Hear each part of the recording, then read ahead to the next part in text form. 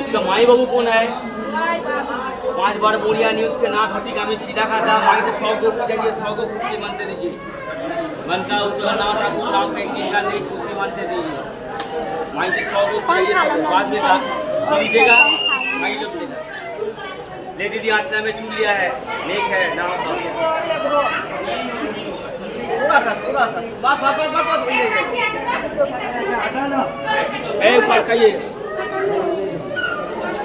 पिताजी भाई 5 बार मुड़िया न्यूज़ के दिए नाम ठाकुर को धोती कमीज का था।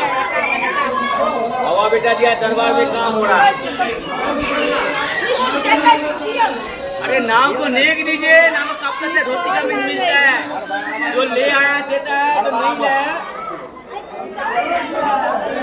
धोती कमीज जो ले आया देता है नीचे रुपया देता है।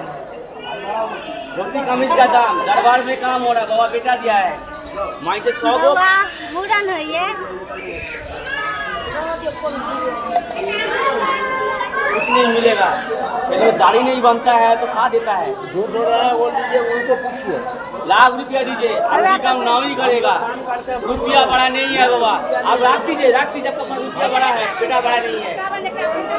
51 अकाउंट का दीजिए दोनों माई बाप से।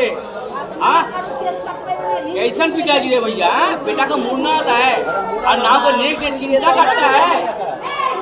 हाँ रुपया बड़ा नहीं होगा बेटा ही बड़ा है।